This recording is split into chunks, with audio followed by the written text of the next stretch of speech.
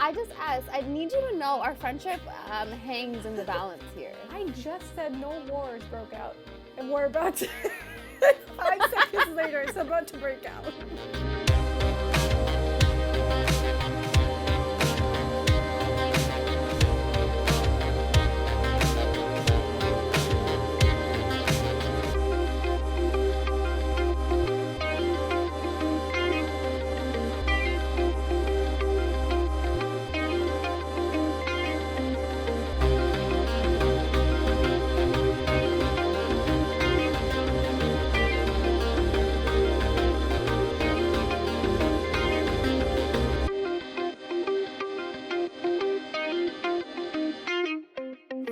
And welcome back to another episode of Romancing the Monsters. I'm Em. Hi, I'm S. I'm Seth. And this week we are back with the Immortals After Dark book. We're almost done with the series, guys. We have, what? I know. 7 books left, I think? Yeah. And we read Dreams of a Dark Warrior by Kresley Cole, which is Regin's book. It is Declan Chase's book. It is fiery, it is delicious, it is dark. I will let Seth talk about it and not do your job. Okay. What is this book about, Seth? So, basically, this book starts off with 12-year-old itty-bitty Regin who left Valhalla to follow Lucia, which we've already known about since Lucia's book. And then she comes across Aidan, who's a Viking warrior who is trying to earn Valhalla. To become an immortal berserker. And then he recognizes little Regin as a kind of mate, I guess. She grows up, and then she earns her immortality, and then she ends up sleeping with Aidan, but then he ends up dying right after, and they believe it to be a curse, and then he gets reincarnated quite often. I think it's his 5th time when he becomes Declan Chase.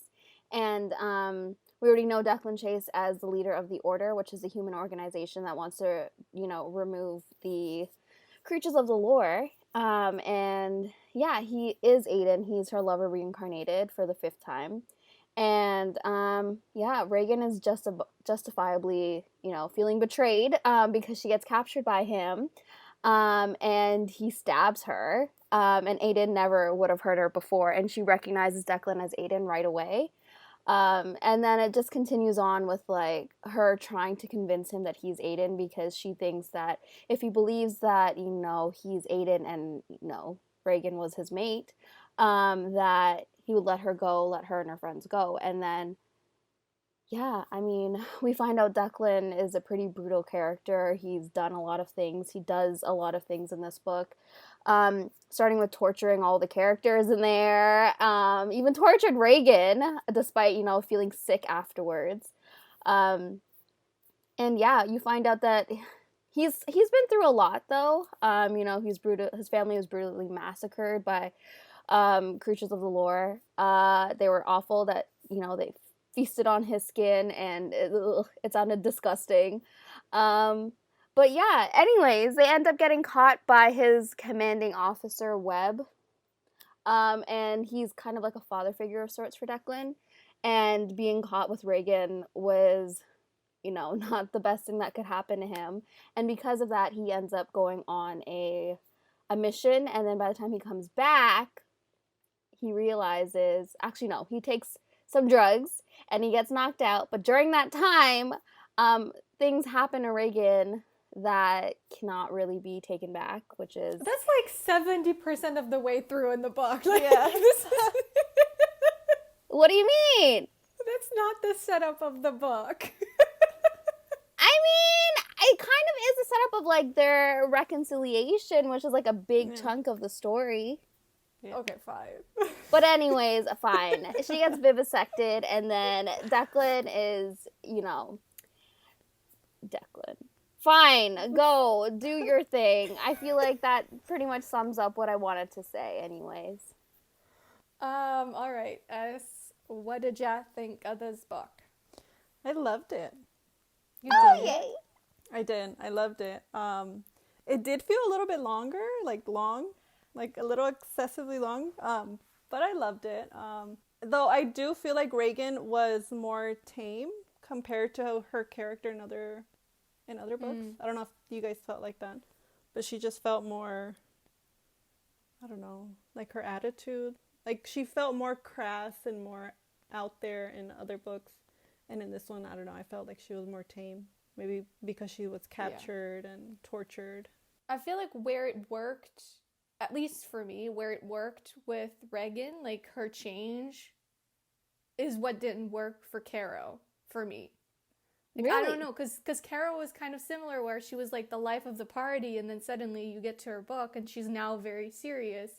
I don't know if it's because we've had Regin around for longer, or I don't know what it was, but I think it's kind of interesting how a lot of these Valkyries that are seen as like the life of the party, oftentimes it's like all fake. It's kind of like a facade, or like they're pretending to be a certain way, or because like Regin said, like no one knows that I have, well, besides Lucia, I think no one knows that I haven't had sex in 200 years, but everyone thinks I'm like this girl that goes around and like parties every weekend or whatever. So it's kind of interesting how you think that the Valkyries are all very close and know each other really well, but they don't necessarily trust each other that much, or they don't open up to each other that much. But that's besides the point. All of this to say that something in the change with Regin's character worked for me in a way that Caro's didn't. That's what I wanted to say. So did you like this book then, Marge? Oh, were you done? Yeah, I'm done. Yeah. Okay. Yeah. I loved it. Yeah. I really did. It delivered for me. I was really scared that it wouldn't, or I don't know, but it really did. And like at some points, which we can discuss later on, there were some parts of the story that had me a little bit nervous with where they could go, in the sense that I was like, for these characters, I really need the story to go in a certain direction, and I need them to realize certain things, and for the author to not just go, yeah, though, that's fine. And thank God she didn't go that. I'm talking about mostly like Aidan as a character, and like Regin's attachment to him versus like Declan, and like how, because I really don't think that Aidan was good for her. And so I was really nervous at certain points in the story that like Aidan was always going to be painted as like the perfection, or like the model that Declan should aspire to become, or and I was like, oh, I don't want that, because like to me, Aidan in those first 2 chapters, if he shows anything, is that he never really appreciated Regin for who she was, and he wanted just put her on to a pedestal, smother her, like her as her personality, who she is, what she wants, her desires. And I was like, oh, I really hope that we're not going there. And like, thank God we didn't, which really made this book like next level for me, because I was like, okay, I'm fully on board with this ship. So I loved it. I did. The emotions was there, the darkness was there, it wrapped up really cute, and it made me love a lot of characters, and it made me love Nyx even more. I know! Nyx is the OG, man. I love really it. So yeah, what about you, Seth? Okay, you girls knew that this was the book that made me want to restart the series. So basically, I'd read book 1 a while ago, like, I don't even know, 2014, I don't know. Anyways, it was a while ago, before I did my first read-through of the whole series. And I realized that this book had reincarnation in it, and that is one of my biggest tropes. Like, I love that trope so much, and I can barely find books on it or even movies on it or whatever. So yeah, I was really excited to get to this book, and reading it the first time, I loved it, and reading it, I don't know how many times. I've read this book quite a bit, and I love this book. It's literally one of my favorite books ever in this whole series. I think in general, and like all the books, this is one of my favorite books. I just loved it. I loved the characters. I loved the way the story went. I loved how dark it was, and it wasn't afraid to get dark. It wasn't afraid to do things that could be questionable, things that could, potentially end relationships if it was another author or another series. I just really, really enjoyed everything about this book. And my man Lothair. Yeah, Lothair was definitely a big presence in this book for sure. Yeah. But he did not eclipse my man Declan, though, which I appreciate. I mean, Declan was... Yeah. I have things to say about those two. I will keep them for later. Does this have to do with your fan fiction that you wanted to write in your head? It might. Are you gonna write a fan fiction? Is this gonna? No, she just has it Just in in her my head. head. Oh, In my okay. head, I had some unconventional ships going on. I also liked how it started off kind of like a fairy tale, like the Oh, the yeah. prologue and then the ending. Like, you know, I really love that. I just like Declan's character was just so great for me. I love tortured characters. I feel like I've said it a couple times before with some of the previous books in the series. Like, I really appreciate Kresley Cole's, like, how she's not afraid to make her characters unlikable for a while. Yes. And, like, Yes. it was true for some of the previous books, but certainly not to the extent in this book. Like, I feel like in this book, she really started taking risks with her characters. Mm-hmm. Because, like, Declan, he does some messed up things. Yeah. He really does. And somehow, she pulls through. Like, she makes him lovable or likable or, you know, makes you feel compassion for that type of man. And in the end, you're like, yeah, I mean, I would rather Declan than Aidan. So, I don't know how she does it, but she did it, you know? And, like, yeah, the book is longer, but it made sense. Like, I feel like that was needed. Plus, like, there's so much action in this book, guys. Like, Yeah. I feel like from start to finish, but especially the second half of the book is, like, intense. Yeah.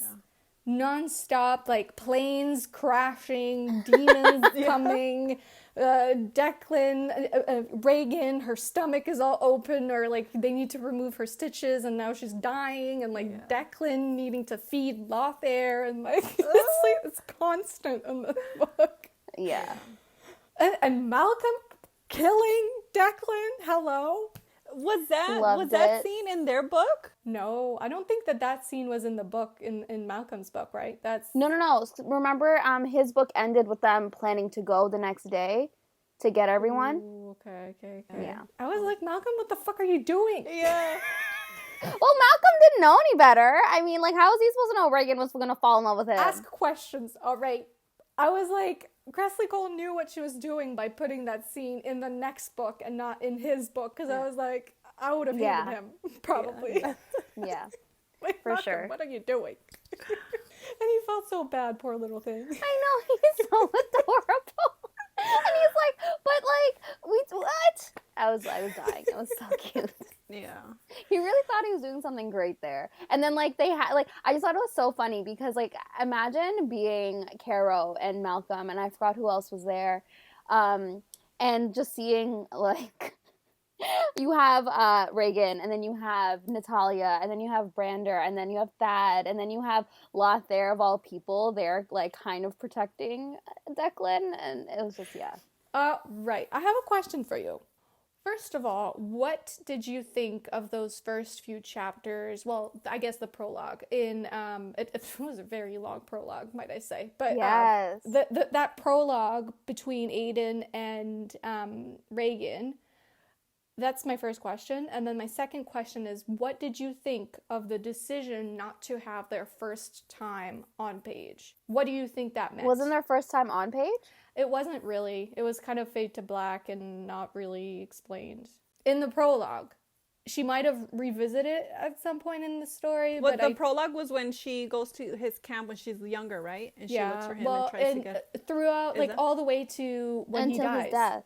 It's, like, really long. It was, like, 80 minutes in the audiobook. Yeah, no, it was long. I think it was like over 30-something pages in the actual book. I honestly think that they showed them having sex. I don't think so, because why would I write that down? So then you're probably right. Maybe they showed a lot of, like, their foreplay. Unless my speed was, like, it was so fast that it felt like they didn't have sex. That's too fast So, for you. okay, wait, sorry. Your question is, I missed it totally because I was thinking about them. Okay, first of all, what do you think of the prologue? Of all that time that's spent between Aidan and Regin and how that ends and, like, their relationship, how it develops? Like, did you from the get-go have feelings either bad or good towards Aidan and, like, how he was with Regin? I think I liked Aidan from the beginning. You did. Yeah. Like, I Okay. didn't have any issues with him. Really? I don't know. Yeah, what about you, Seth? Did you have For any? me, I didn't get invested at all with his character because, Mhm. I like it was it was a prologue, it was a flashback. I didn't really get that invested. I mean, from the get-go, you can tell that, he's a very alpha character. Mhm. But in terms of like their relationship, again, I didn't really get invested because, like you said, he put her on a pedestal, and Reagan even remarked like she wasn't even really like put onto the battlefield and like things like that. And I think it was done on purpose in the sense where like maybe Kresley Cole didn't want you to get invested with them, and also I like that it was a gigantic flashback because Mhm. I don't really like reading flashbacks in books, Mhm. and I like that it was all done at one point, and then of course like later on you get like a few chapters, but they're more or less dreams for Declan, and they're like a few pages and then you're done. Yeah. Um, so I like that it was done that way because I feel like at the end of the day we did need the story of Aidan and Regin. Like we did need it in order to fully make it through the story. I think it was done really well in the sense where it was like one and done. Like we had it and then it was done. I feel like for me it was important because I, at least for me, how I read it is I saw two major red flags from the start with Aiden's character. One of them being the fact that he didn't want Regan to go and fight, even though she Yeah. wanted it, and he knew how much she wanted it, and like how it's just in her nature as a Valkyrie, like they're made to fight. Mhm. And the other one being that Regan never said "I love you" because she Yeah. couldn't. And Yeah. so I was like, okay, so there's definitely something here, and I wanted to know why. I Yeah. don't know if that was ever really explained. Plus, like, I have a question for you as far as like, so they explain that each of his reincarnations are a part of Aiden. So what part, like, I have an answer, but what part of Declan or what part of Aiden do you think Declan was? I think they said it. It was like something about like his pain and his darkness or something like that. Like he was like he embodied his hatred and pain, I think. Because how I saw it by the end, especially when Declan says like when he gets all the memories and he's like Aiden is just a part of me. I'm not a part of him. Mhm. So I feel like there was something different about this reincarnation that the others didn't have, in the sense that he wasn't just a part of Aiden. It was like things were writing themselves, in the sense that now Declan is his own person, just with Yeah. some of the memories of the past, as opposed to being just an embodiment of Aiden. I took that as okay. So from the beginning, obviously we know Aiden gets reincarnated and he becomes like all these other people. But like he obviously at the end takes them over. I think Odin, their god, fully knew what he was doing and was like, you know what? I'm gonna make him reincarnate, so that he reaches those 200 battles, so he earns his Ohala and becomes immortal. And I think he knew, like at that point, that the mate for his daughter would be Declan. So he made it so that would happen. That's the thing. I think that Reagan never could have fallen in love with Aiden, nor any of his reincarnations, only Yeah, because Declan. he wasn't her And match. so that's why I don't think that Declan is Yeah, a reincarnation like the other ones. He's his own person, just with the background info of the previous bodies he like has inhabited, if that yeah. makes sense. Because I think all of them, like all of her past lovers, his past reincarnations, they all come together to make Declan, I think. And like Declan, because of his experiences, he was able to be that match for Reagan of today's world, I think, because of like everything that's happened and because of how much he's grown as a person and because he's a warrior and because he knows what it feels like to not be on the battlefield.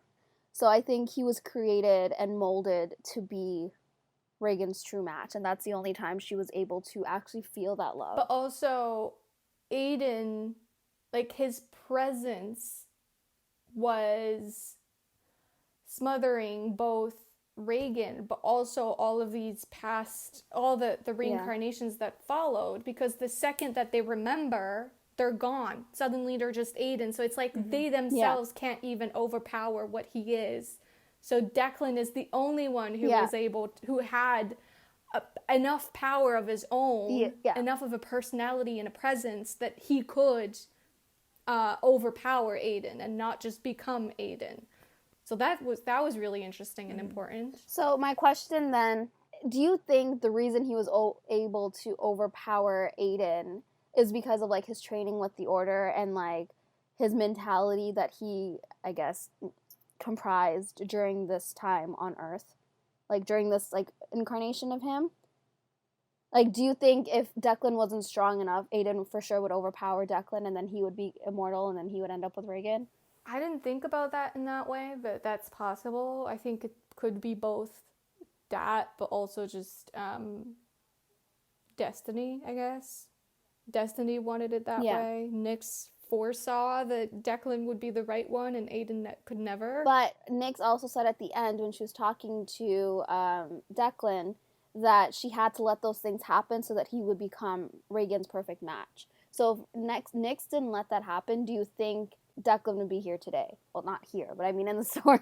Well, it's clear Declan needed to be the person he became for them to get to the point where they are. In order to overpower So I guess Aidan. in a sense, yes, probably what he's gone through is part of the reason why in the end he's so different from the other ones that came before. Why in the end he still is Declan Chase and not just Aidan, whatever the frick his name was. Aidan, what's his name? Aidan I don't know. Anyways, yes, Aidan. We like Declan Chase. Okay, I have another question. So do you think the curse was real then? The whole, like, if they sleep together, he dies instantly? Because as soon as they had sex, as Declan and Regin, he literally got stabbed. And the only reason he was saved was because, you know, he reached the 200 battles and... But wasn't Regin the one that was cursed, or she was the one that said, like, she was the one that's cursed, not him? She thought she was cursed, yeah. But I'm talking about, like, a curse in general. Because, like, they always ended up dying as soon as they had sex. And Declan got stabbed right after they had sex. I don't know. I don't know. Right? Because I was thinking about it last night when I was writing my notes, and I was like, so wait, was there actually a curse then? Because he died right after. Well, was supposed to die right after. Because oftentimes in this series, when you think there's a curse, turns out there wasn't really a curse all this time. And it's just your own fear that is the curse. Like, but you're right. I mean, he did get stabbed right after. I don't know. It's difficult. It's difficult. I don't know. Like, did Nyx put that into place? Who knows? I mean, she probably could have. Because it's Nyx. I don't know. I don't know. I think to a point, maybe there was, because I remember in the beginning of the story with Aidan and Regin, apparently it was blasphemy to be sleeping with a daughter of Odin. And maybe it could have been a curse. I don't know. Like, I don't know. I think Odin knew what he was doing, but he was sleeping for so long, so I don't know, actually. Well, what makes me think it could have been a real curse is maybe when, at the end, Regin goes to pray to her gods, like her parents, essentially. I don't know if that maybe lifted the curse or something. I don't know. Yeah. No, I'm trying to think back now, and I think maybe it was a curse because when Aidan realized that he wanted to be with Regin, he destroyed the symbol, right? It was like I think it was like a prayer mantle or something for Odin. And like he just destroyed the symbol of Odin. And then like at the end, Regin is going to pray at like another symbol that they have in like the Valkyrie estate. And she prays to it and like she begs obviously for like, you know, Declan to be alive and all of that. But then she also feels like a warm brush of air caress her cheek. And then obviously I think that was Aidan. Yeah. That's why I think it was Odin maybe forgiving them in that case. Like maybe Odin, like you said, maybe he put the curse into place because, you know, she left heaven or whatever, wherever they lived. In the before times, I want to explore that world. Like, I'm like, what in the world? They're like in a different dimension. It's just so funny because every time I hear of Valhalla, I'm just thinking about Thor and like Asgard, and I'm like, is Thor just running around up there? But yeah, I mean, also Nyx could have probably had something to do with it because what we find out at the end of this book is that the medallion or whatever that Declan has she gave Yeah. it to him as a child. I was like, that moment when that's revealed in the book, I was like screaming, I was clapping, I was like, Nix, you badass. And I love that it was like a moment of lucidity for her, and she just like looks at him and is like, yeah, you know, I had to give you that and you had to go through all of that so that you can become the man for Regin. And I'm like, Yeah, because you realize that Nyx is not only, because throughout all the books, she always has something to do with what's going on. She always puts yeah, people where she thinks they need to go. But yeah, I feel like this book showed that it goes even further than that, because sometimes it's little things that she has to put into place and like constantly has to think about so that to make sure that people end up where she wants them to end up. Like, and you know, I'm not gonna lie, I have read the next book, and so I definitely think that this moment is important for what's to come in the next one, for as far as like Nyx. yeah, yeah. So I think it gives you a different perspective of her, like a more in-depth overview of like just how much she's doing for this world. Poor gal needs a vacation. She needs a demon boyfriend to like spend some of that energy on, like just relax. A bat. I love that she has her bat. Like her bat's just like chilling. Oh, the bat. I love it. I love the bat. So cute. How did you think about, okay, I'm jumping ahead now, but how did you feel about Lothair and Nyx? I mean, like, obviously you already know about it, Marge, but I mean, in terms of, like, like, you know, with the whole reveal, like, how he's, like, she's, like, the White Queen and he's, like, the Black King and, like, all of that stuff. And then, like, how he says he's the master of reaction while she's, like, the master of action and all of that stuff. And I'm like, yeah. Okay, so quick question. Does she have a bigger role in his book? She always Does she come does, out but more? she has a bigger presence in this book. But what did you think? Did you see that coming? Like Lothair and Nyx No. knowing each other, or seemingly knowing each other quite well? No, I didn't. Yeah, and he knows her full name is Phoenix, and no one else knew it. Oh, that's right. I completely forgot about that. I was like, okay, something is a brewing here. Yeah. I have questions. And then I will keep my thoughts for myself, because I may or may not have more unconventional ships in my head that Steph is going to kill me for. If you shipped Nyx and Lothair, literally everyone thought they were going to be a thing. Up until, like, the announcement of his book. So, I could see it. Okay. That book is batshit crazy. The setup for that book's jump into it right now. Yeah, I made the mistake, or maybe it was like a great thing. Maybe it was a great decision to not read the blurb. So I just went in not knowing what the hell to expect. And I was like, oh my God, Kresley Cole, how do you think of these plots? yeah. I'm excited now. Okay, question. You know how was Lothair him helping Declan? He gave him his blood, right? Yeah. Or to kind of make him mortal. So that was a big role for him, right? In order for Declan to be, did that come into play, or was I? Well, it doesn't in the end, because Declan turned out to, you know, he was like blessed with the Valhalla, whatever. Like, so in the end, he didn't need the blood. Like, he was gonna come back to life anyway. He couldn't die. But do we want to get into my fan fiction? I mean, yes, I would love to. Let's hear what your fan fiction is. Can I just say that I was shipping them? I knew it. Lothair and Declan had some serious sexual tension between them. I was like, holy hell, these two men could have, okay? They could have. And when Declan was feeding Lothair, like when Lothair was feeding off of him, Lothair was hard. Yeah. I was like, okay. I was like, no offense, Regin. Like, I love you and I like this ship too, but like, I was like, I could have. you know, I wouldn't be mad if these two messed up men had ended up together, because there sure were some sparks. Lothaire's too vain. He took one look at Declan and was like, ew, scars. Actually, that's But then disgusting. he drinks his blood and he gets the memories from what happened to Declan, and like Lothair was feeling a little bit bad, all right? Like you could tell he was. Well, because he was experiencing it himself. Well, yeah. And I was like, okay. And then I love when Declan was like, fucking choke on them. So I'm just saying, the energy in the room was there. It was palpable, and I was feeling it. Yeah. So Agreed. that was my headcanon. But is that a thing with vampires when they suck, like they get hard? Or is this just like a reaction that he had to Declan? I mean, I don't know if this is a spoiler alert, but by that point, I mean, I guess you saw Lothair could get hard. What does that mean for Lothair? So he's blooded. Yeah. Already. Yeah. So there's that.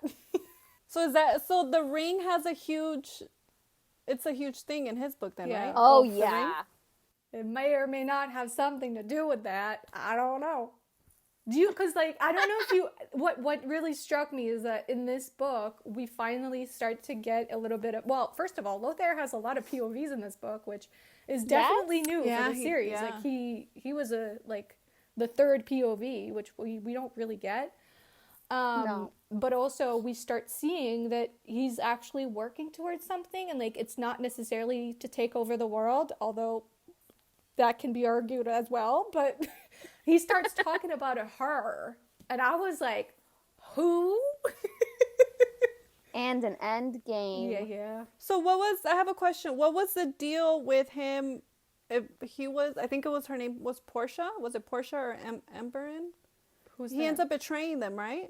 So what happens is he takes Declan there because the bad side, they want him and they want to kill him. So he takes him thinking he'll get the hand so that he could like skedaddle out of the island. But then the fingerprint doesn't work, so he then betrays Emberine and Portia to rejoin forces with Regin and co. And then because he just wants to get off the island. He makes them think that he's gonna betray the others, but turns out he's betraying them and then telling the others. Oh, okay, because that part was a But little it's bit because confusing. it was only because he got betrayed. Yeah. But I'm pretty sure if that hand worked, he would be out. He would not be helping Declan. Lothair is such a messed up human being. Like the way his brain works. I love it. I was dying though when he asked Chase for salt. He's like, put salt in my cell. Yeah. And then Declan's like, salt? Like, what are you gonna do with salt? And then, it comes into play later. But yeah, because I was wondering, I was like, what about that salt? Like, what happened to that salt? And then it turned up again in the next book, and I was like, This but man's he filling used his pockets with that's salt. why. He used it in this book, right? I remember he threw it at some creatures. Is it in this book or the next No, one? in this book. In this book, right? Okay, yeah, Dreams of a Dark Warrior. Whenever the Wendigos or Wendigos, I don't know how you pronounce it, when they were attacking, he got scratched and bit. He rubbed the salt on them, and then he's like to everyone else. So if you want to know, salt works on these bites and scratches. Quick question. Thaddeus, does he get a book? I went to look at and I didn't see. He doesn't get a book, right? Yet. No. I think Not he yet? will sooner or later, just not yet. I think he's a little young Yeah. still, but yeah. I'm intrigued. His whole storyline with like the cougar thing. I know. And I was like, shit, he's only 17. Is this not illegal? Yeah. Well, she didn't know. I know. Because she was interested in him, and then she found out he was realizes he's only 17. 17, and she's like, no. And then she goes for the friend, whatever his name is. Brander. And then I love when she's Brander, like, yeah. he zagged and I zigged or something like that. And she's like, we never meshed well. And don't they do that again? And she's like, we zagged and he zigged again, and we were like, oh, We just parted ways. Not meant to be. Yeah.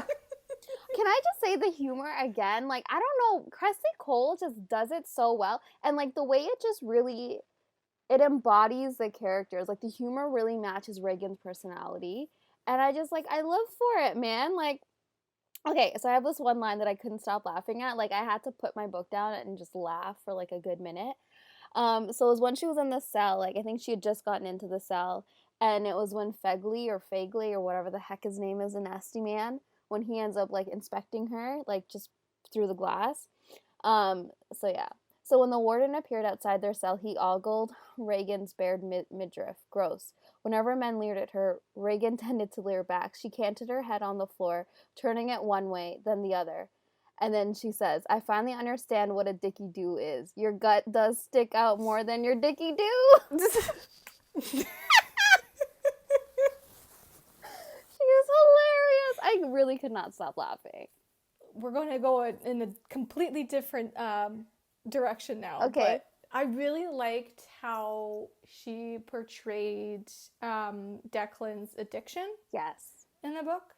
It was really interesting. Like how it's used as a way, and I feel like we've had a book on the podcast before where it was similar, where it was like, it was used as a way to temper his his true self, like sort of not tame himself, but like, well, I mean, when he was younger, it was like he was just doing heroin because you know. But no, he was doing it for a purpose. Well, yes, but the new drugs, like the drugs that he was taking later on, it was to try to like hide his speed or like his needs, his sexual drive, etc., like all that stuff. What book did we read that had that?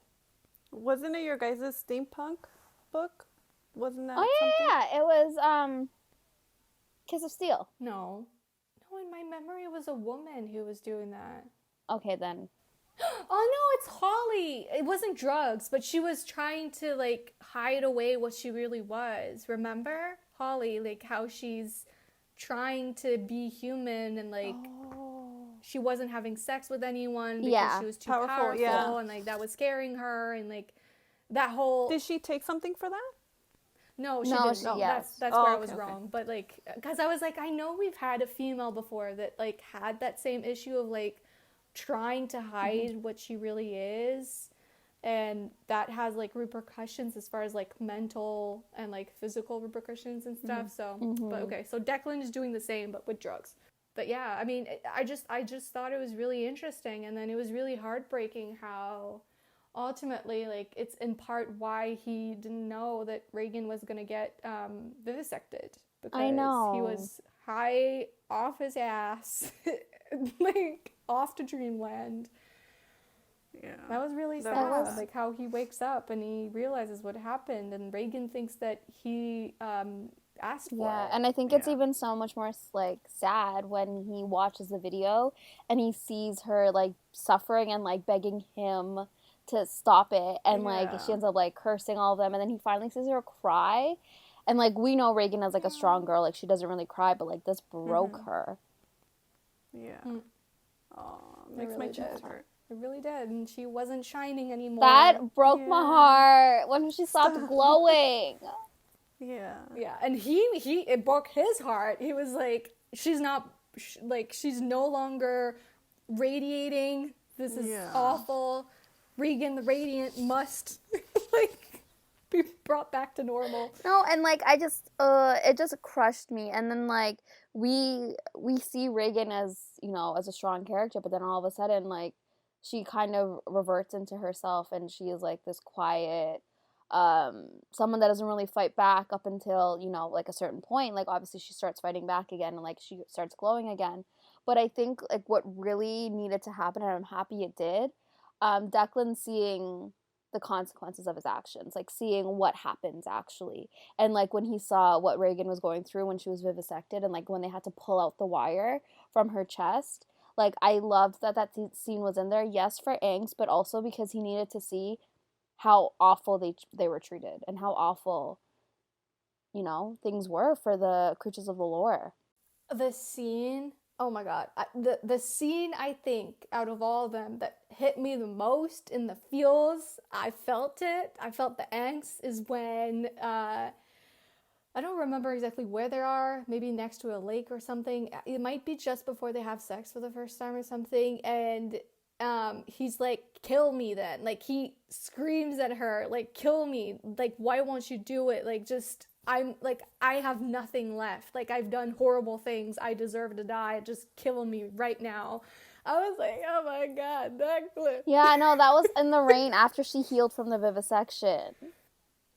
And then I love when she's like, you don't even deserve that, or something like that. And I was like, Regan! You really felt how he had nothing left. Yeah. I know. You know, like, he knew what he had done. He knew what was to come for him. Like, just a grim future of just more pain, more suffering. And he was just like, end it for me, please. Like, I beg you. Like, he wanted to die in that moment. I was like, oh my God. He did.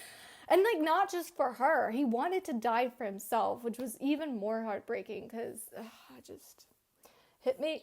It hit me. One question I had, another one. I seem to have questions a lot. So did you find Declan's journey to acceptance of the lore and also slowly starting to like people of the lore, did you find that whole journey for Declan believable? Oh, yeah. Especially after the whole vivisection? Yeah, that, and then him accepting to give blood to Lothair so that he would help them. Him, fully accepting that he was going to die in that plane.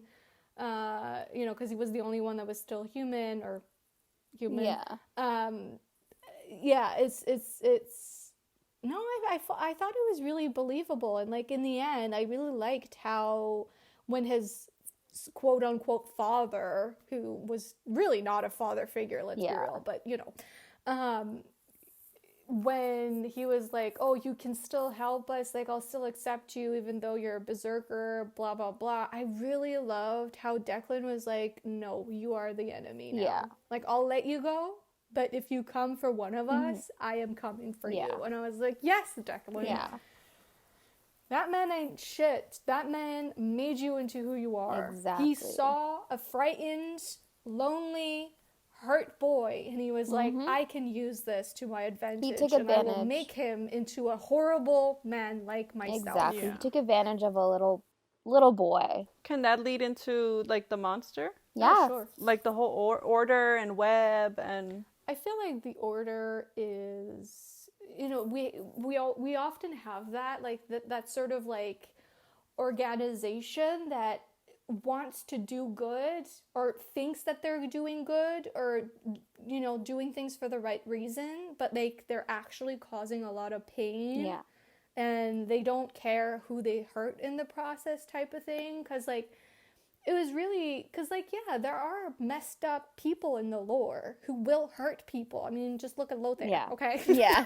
he doesn't give a fuck. He will kill people innocents. He doesn't care.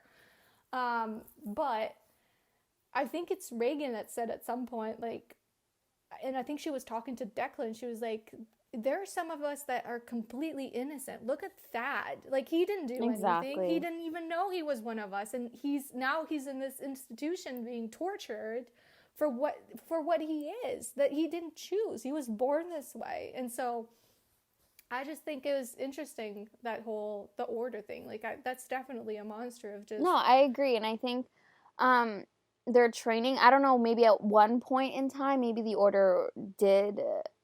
hunt down the evil creatures of the lore, but now it's obviously all the immortals that are being hunted, and I don't know if that was original plan or not, but I think it's like that black and white mentality, like looking at the world in black and white, and also just like having those prejudices on the immortals really, is the monster of the story. And I think Regin talks about it too, and how it's like a literal brainwashing. Like, Declan was brainwashed into believing that all immortals are evil, all immortals need to die, they are just like, the plague upon the world. And even Declan remarks upon, like, as a soldier, you have your duty, like, you need to do your duty, and that is to obviously destroy as many creatures of the lore that you can do, that you can destroy. And then he even remarks upon, like, if you, for some reason, don't follow through with your duties, and you somehow get involved with a creature of the lore, they literally re-educate you and remove your memories,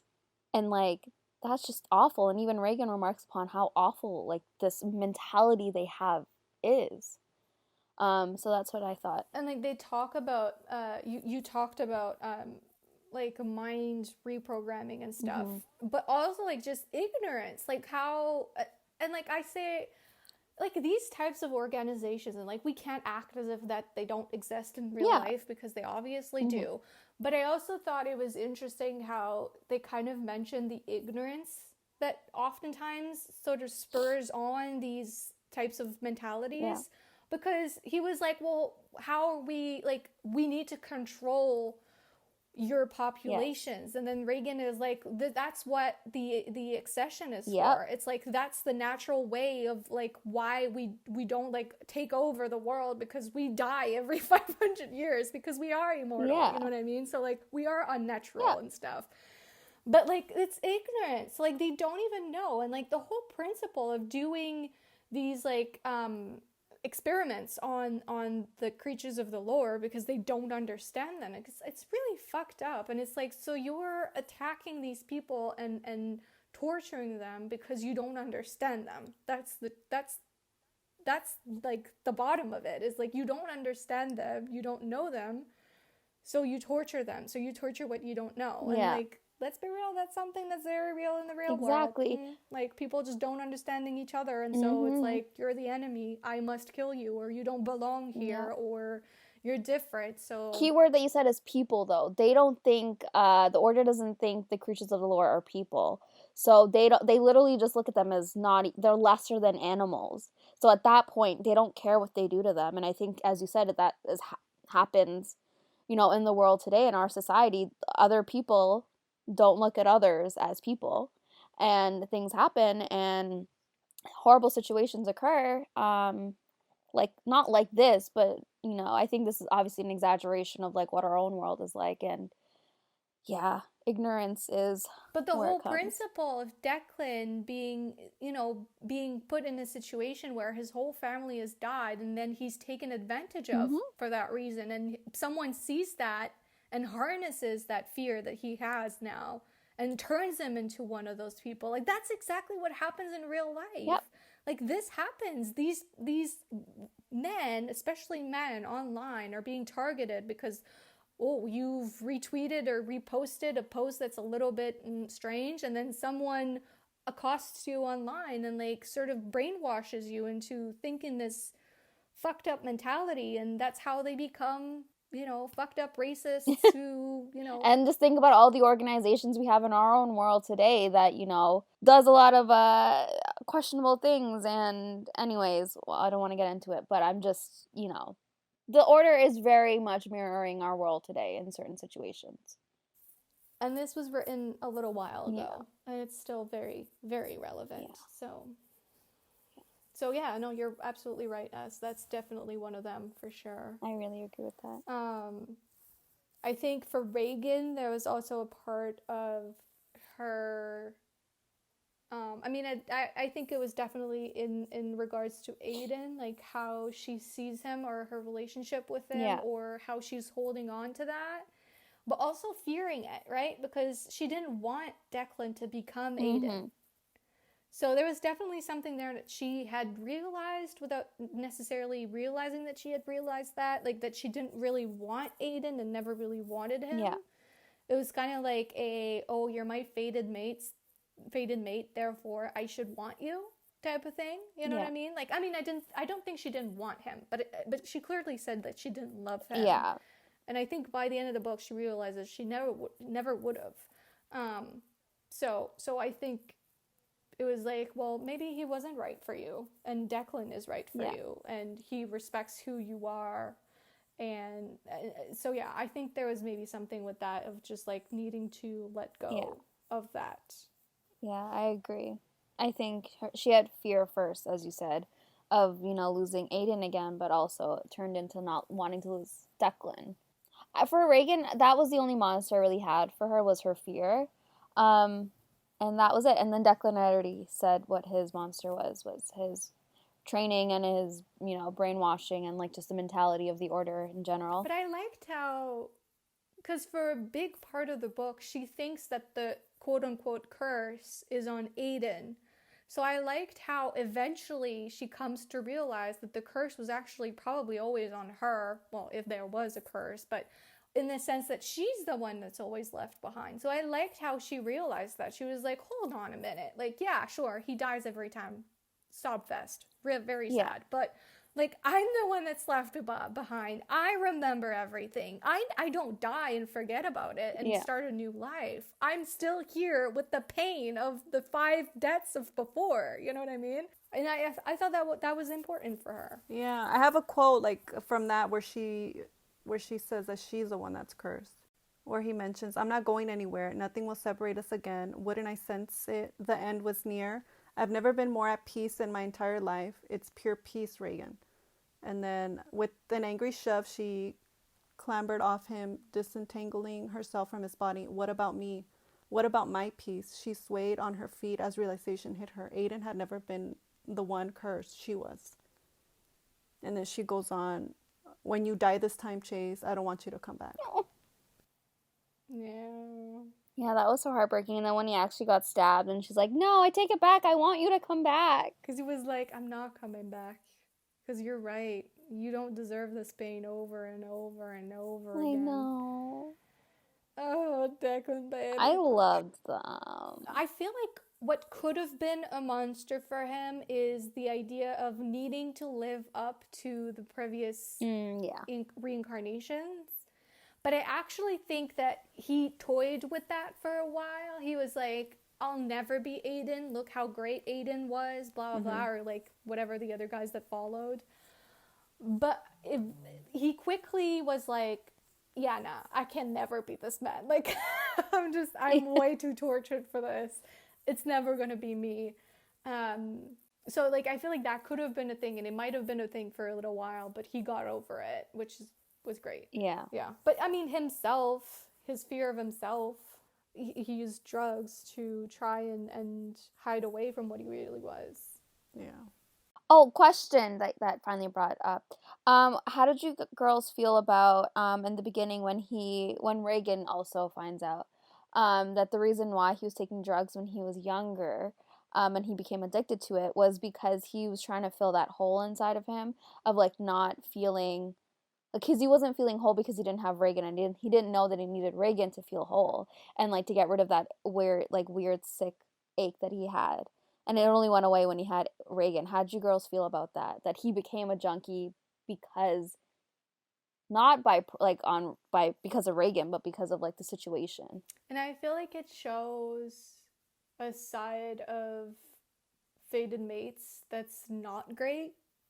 And I feel like oftentimes it's not talked about that much of like, because, you know, we read romance, right? So like everyone lives and happily ever after and like that never happens. But like, think about when they lose their fated mate. Yes. Like, think about that, right? And so that's interesting how he was left with this hole that he couldn't explain. He didn't know what it was, and it was because his fated mate was not in his life. And like, that's just kind of messed up and really sad how like the effects of that when you don't have your fated mate, and sometimes you don't even know that you don't have them, like, you know? Exactly. He was only 15, I think, when his parents died.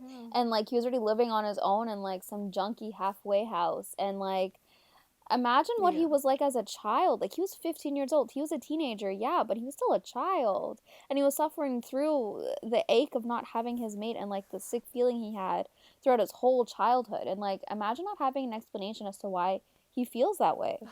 I mean, just think of Bowen, how it drove him insane when he thought he had lost his mate, who wasn't even his mate. Fucking Bowen. In the end, but, like, That's his face right now.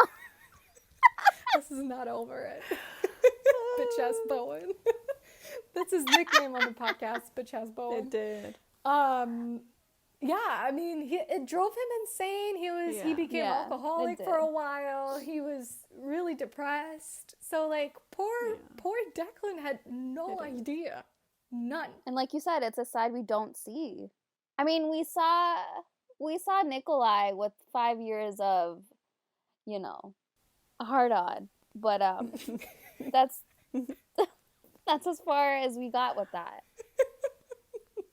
I feel like we don't give enough props to Nikolai for that. For real. For living Imagine through that. going to sleep with that though. and waking up with that and like, you know, going about your life With with that. For years. Nikolai deserves an award. Oh, yeah. I have one gripe with this book. Yes, let's hear it. I did not get the glove kink that I was hoping I would get. Oh yeah. I was hoping for some glove action because like our boy Declan wears gloves, which is very hot. But Kresley Cole did not deliver in that department, and I was like, why, Kresley Cole? Why? Yeah. How dare you? I mean, he was touching her up with the glove. But not But really. when it comes to like insertion, is that the He word? didn't Insertion? really touch her with his gloves on. Like, he hated it. I didn't like that he hated it, you know? Like, I wanted him to be into it. Yeah. And for her to be into it. But like, he did like touch. I think he did like do some things with it though, but he didn't like actually, you know. There was no real foreplay that involved Yeah. gloves. It wasn't enough for Marge. There you go. But that bath scene though. Can we talk about that bath? It was so hot. I was dying. And, like the way that he was like, ugh, I was dying. Like he was just watching her. He crossed his legs, and then like she was getting all hot and bothered, and like he was getting all hot and bothered, and this man like opened his legs wide so she could see, and I was like, yes, ma'am. I was dying. I loved how he goes like, so what would you tell the future reincarnation of me about me? Yeah. And that's how that whole scene starts, of like her obviously taking it to a sexual place where she's like, oh, he would do this and he would touch me like that and na-na-na and na-na-na. Yep. Ooh. I felt So that. good. I felt that. The sex in this book was Who very didn't? I remember hot. messaging you. Messaging you, Marge, on the side because I knew you would finish the book and you got to that scene obviously already. And I like had to message you. I was like, I forgot how hot this book was. But like, it's not like anything really happens ish. I mean, you know, the sex is very, very, very late into the book. It has to be said, but you don't feel like you're missing out. I don't know about you guys, but I was fully fulfilled with what was going on as it was. Is it time for our dreaded ranking? I guess so. In 10th place, we have Naomi. In 9th place, Emma. 8, Daniela, as like a tie with Caro. Then we have Lucia in 7. 6 is Katerin. 5 is Mariquetta. 4 is Holly. 3 is Mist. 2 is Regin. And 1 is still Sabine for me. It just, it was hard, but I was like, my girl Sabine still has the edge here, because, you know. I feel like you bumped down Katerin a little bit, right? I did change a couple of things in with the women. I was like, I feel like Caro is a little bit higher than she was, but Daniela is lower. Katerin lost a spot. I did some moving around. All right, S. Okay, so for 11th place, I have Naomi. 10th, Daniela. 9th, Mist. 8, Emma. 7, Katerin. 6, Sabine. 5, Carol. 4, Regin. 3, Lucia. 2, Holly, and 1, Mariquetta.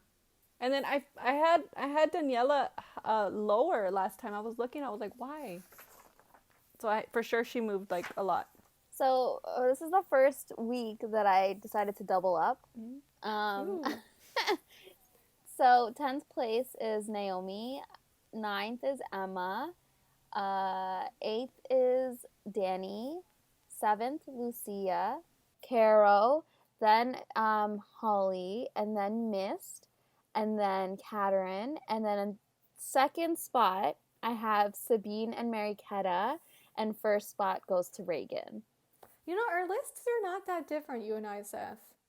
I feel like it's not. As far as the women, my list is quite different from S's, but from you and I, Seth, we're not that different. Yeah. All right. The men. It's getting hard. Pun intended. Getting hard. Both literally and figuratively. It is getting hard. All right. In 10th place, Lachlan. Damn, all of the Surprise, surprise. Watch me in like a week go, Lachlan in first place. I would honestly say April Fool's. Yeah, no, I wouldn't believe it. Okay, 10th place, Loch Lane. In 9th, we have Murdoch. Then 8 is Sebastian. 7th is Conrad and Malcolm. Then 6 is Bowen. 5th is Gareth. 4th is Cade. 3rd is Nikolai. 2nd. Drum roll, please. Is Rystrom. And then What? first is Declan. Really? I did it. Wow. I did it. Wow. I'm so sorry, Rystrom. Really? I debated with myself for a very long time. It broke my heart to put Rystrom in second place. I was like, do I put Declan and Rystrom as like a tie in first place? But I was like, first place is like the one number where you cannot have a tie. Like, that is cheating, right? Are you sure? Because I did it. Well, you can't. So you're going to have to change it. I feel like the first place is like That's the not number where you fair. can't have a tie. Yeah. Girl, that doesn't work that way. You have one number one and that's it. Yeah. So, so yeah. So Declan. Oh, you know, I think my internet's a bit spotty. I think I'm gonna have to shut this off. Oh, No, I'm gonna have to not rank my It men. doesn't work that way, Saf. I'm sorry. Yeah. So yeah, my men Are you ride strong. sure? Can I Second please, place. please? All right, S. Let's hear yours. Okay. 11th place, Murdoch. 10th, Conrad. 9th, Sebastian. 8th, Malcolm. 7, Rydstrom. 6, Nikolai. 5, Lachlan. 4, Aidan. Sorry, Declan. Aiden? Declan. Declan. Declan. Well, clearly we know he's on high on her list. 3rd, Cade. And then 2nd, Gareth. And then Bowen first. I did a little switcheroo because... Okay. Yeah. I'm still sad to see Conrad, you know, literally almost in last spot, but you know, to each their own. I feel like guess. you don't have any ties, right? No. No. She's doing it the right way. She's the one that's not cheating. I was doing it the right way up until this damn book. I told you, like from here on out, it's hard. Okay, 10th spot, Lachlan. 9th, Murdoch.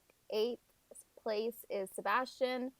7, Nikolai. 6th spot goes to Gareth. 5, Cade. 4, Malcolm.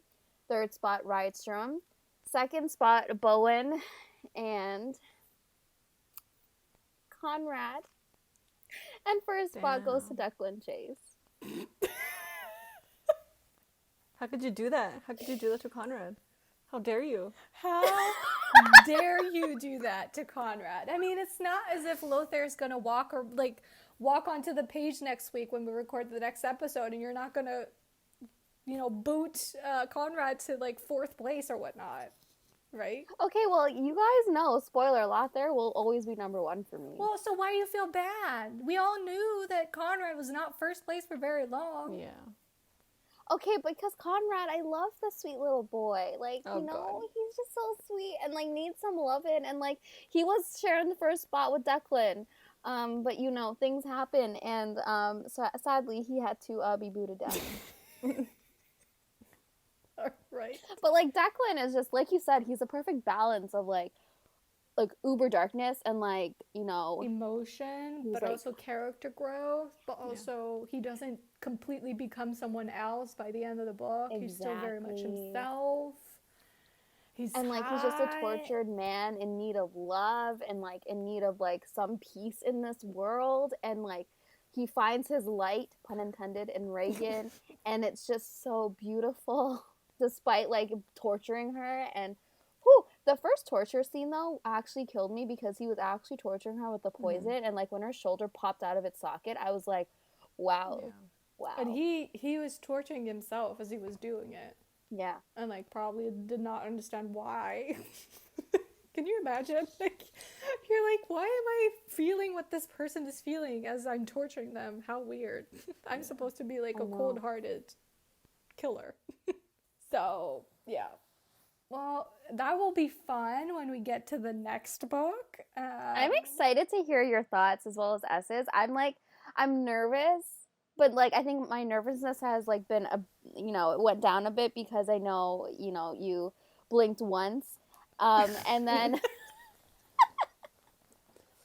and I'm nervous about S's thoughts though for sure. We'll see.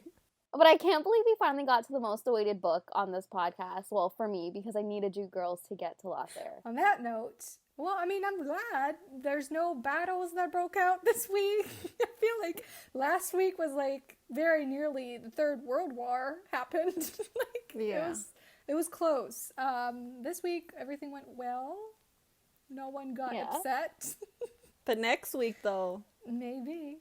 I swear to God, if Lothair is not in your top 3 for any of you, I will come over there. Girl, for S, I wouldn't put it past her to not have him in her top 3, because like it's all give werewolves. A shit. It's all werewolves. Even Declan. I think my top 3 hasn't changed at all. I don't give a shit.